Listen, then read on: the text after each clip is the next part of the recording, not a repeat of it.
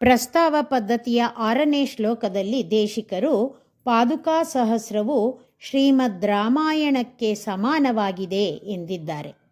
ಶ್ಲೋಕ ನೋಡೋಣ.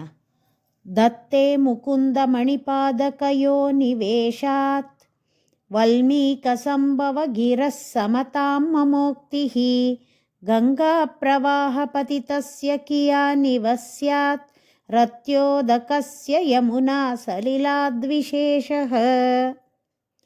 ಮಮ ಉಕ್ತಿ, ನನ್ನ ಮಾತುಗಳು, ಮುಕುಂದ ಮಣಿಪಾದಕಯೋ, ಭಗವಂತನ ರತ್ನಗಳು ಅಡಗಿದ ಪಾದುಕೆಗಳಲ್ಲಿ, ನಿವೇಶಾತ್ ಇಡುವುದರಿಂದ, ವಲ್ಮೀಕ ಸಂಭವ ಹುತ್ತಗಳಿಂದ ಹುಟ್ಟಿದವರು ಅಂದರೆ ವಾಲ್ಮೀಕಿ ಮಹರ್ಷಿಗಳ ಗಿರಾ ಮಾತುಗಳಾದ ಶ್ರೀಮದ್ ರಾಮಾಯಣದೊಂದಿಗೆ ಸಮತಾಂ ಸಮಾನವಾಗಿರುವಿಕೆಯನ್ನು ದತ್ತೆ ಪಡೆಯುತ್ತದೆ.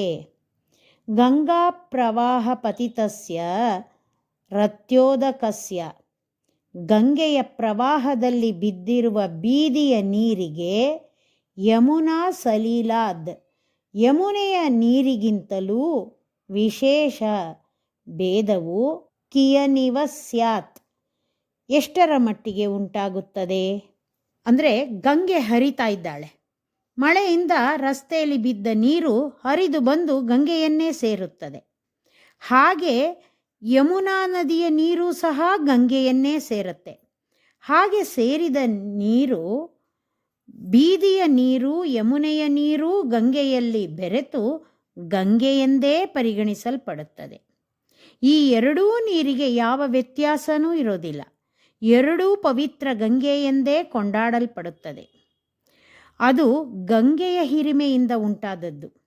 ಹಾಗೆ ನಾನು ಅಲ್ಪನಾಗಿದ್ದರೂ ನನ್ನ ಮಾತುಗಳು ಪಾದುಕೆಯನ್ನು ಸ್ತೋತ್ರ ಮಾಡುವುದರಿಂದ ವಾಲ್ಮೀಕಿಯು ಮಾಡಿದ ಶ್ರೀಮದ್ ರಾಮಾಯಣದಂತೆಯೇ ಹಿರಿಮೆಯನ್ನು ಪಡೆಯುತ್ತದೆ. ಶ್ರೀಮದ್ ರಾಮಾಯಣವನ್ನು ಹೇಗೆ ಪುರುಷಾರ್ಥಗಳಿಗೆ ಪಾರಾಯಣ ಮಾಡುತ್ತಾರೋ ಹಾಗೆ ಪಾದುಕಾ ಸಹಸ್ರವನ್ನು ಪಾರಾಯಣ ಮಾಡಿದರೆ ಇದೂ ಕೂಡ ಸಕಲ ಶುಭ ಫಲಗಳನ್ನೇ ಕೊಡುತ್ತದೆ ಎಂದಿದ್ದಾರೆ ದೇಶಿಕರು. ಶ್ರೀಮತೆ ನಿಗಮಾಂತ ಮಹಾದೇಶಿಕಾಯ ನಮಃ.